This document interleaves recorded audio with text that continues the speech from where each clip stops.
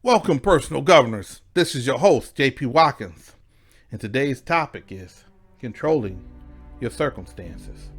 Now, as we talk about with personal governance, we talk about the importance of governing your actions and your attitude. We talk about handling all those things that you can do, right?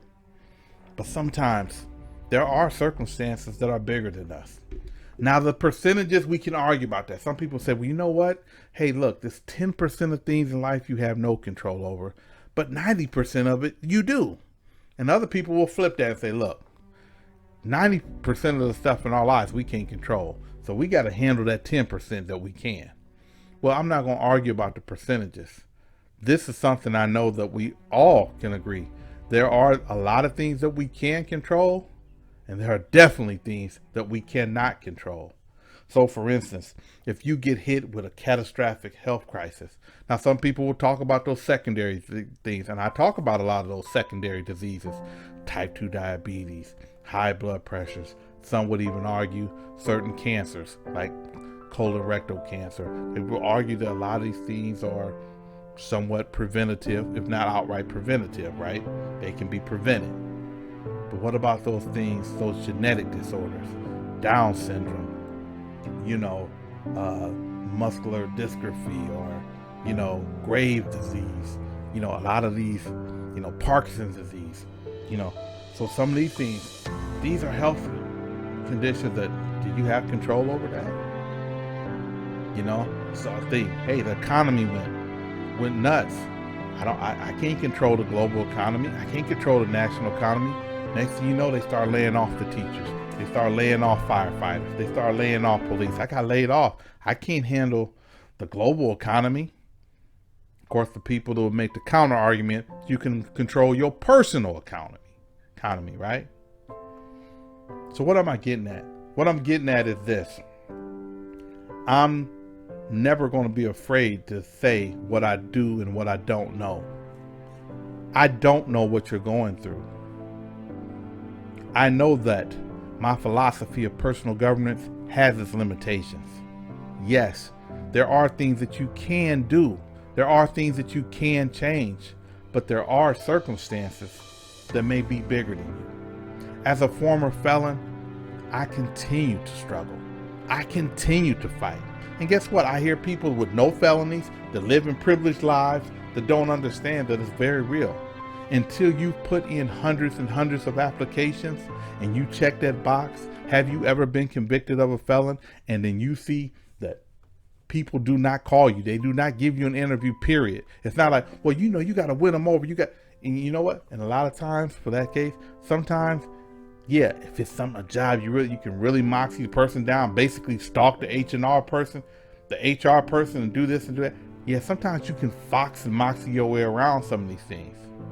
But for a lot of opportunities like certain government jobs, hey, if I want to be a governor, I want to hold a elected position, for a lot of that stuff, as soon as they know you're a felon, that stuff done. Oh, you're a felon, you will not be the president of the United States. And a lot of times people are like, no, it don't matter. It don't matter if you got a felon. You can still, well, certain people can, because of the echelon that they is, the people that they know, the privileged social circle that they are in. They know how to circumvent stuff. They know not to be recorded as felons and so on and so forth. It's issues. So what I'm getting at, there is systems in place that can lock you out of a lot of opportunities. Now, it's up to you if you decide to give up and stop fighting. So in terms of personal governance, you can keep fighting. You can keep applying, they can keep rejecting. But hey, you can keep applying. Hey, guess what? Maybe that 1,000th time that you apply, you go ahead and get in. Okay? Hey man, you can say, I applied for them 13 times. Hey, guess what? 14th time may be a charm. So yeah, persistence does pay off. But guess what? Sometimes you can give your best and those doors remain lock solid shut. So what am I saying? What I'm saying is this. Control everything that you can. And know that there are things that's out of your control. Hey, the weather, you ain't got no control over that. If you go out running, next thing you know, you got a flash flood. You couldn't control the rain. You couldn't control if it was an earthquake. if it was a tornado, there are things that are going to be out of your control. And at that case, in that situation, all you can do is handle to the best of your ability how you respond to it. So what I'm saying is, if you're going through a hard time, don't feel like people are just talking about, well, the only reason you ain't successful is because you ain't working hard enough. That's not true. It's a lot of brilliant people that work very hard and they haven't been met with success yet. And guess what? It's a lot of people that will never be met with a certain amount of success, or they'll never be met with their own personal success. And say, well, no, you're not honoring the law of attraction. You're not being real. Guess what? It's people like W.B. Du Bois, Marcus Garvey, Martin Luther King. Ever heard of them? They died broken people. Listen to Martin Luther King and tell me this dude wasn't sharp with his oratorical skills and his philosophy. Tell me that wasn't brilliance. And you may not agree with Marcus Garvey, but look at him. Look at the way he's statured, the way he carried himself.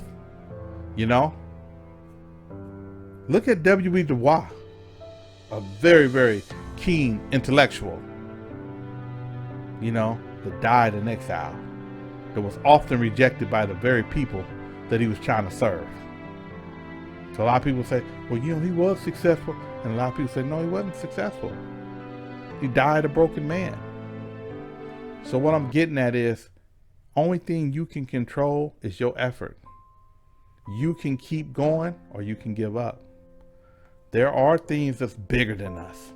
And that's why I say, for those things that are bigger than you, it's so important to have a faith base. For me, that faith base is Jesus Christ. But for you, it may be different. It may be Islam. It may be Hindu. And I know a lot of people don't want to hear that. A lot of people just dogmatic. Hey, look, this is my faith base. It should be your faith base. That's not what I'm saying. I'm saying that it's nice to have a faith base. So sometimes we can operate in faith. So sometimes we can say, you know what? This situation bigger than me. I don't know what to do. I just found out, that my wife got breast cancer. I can't handle it. So sometimes being able to have that faith base helps you deal with those circumstances that are bigger than you. Oh man, I really want to be a professor, but these universities that I want to work at, they won't hire me with my pepper pass. You can keep trying. You can keep applying. But understand that sometimes you got to operate in faith. All right, that's my time for the day. In the meantime, persist, believe, and achieve.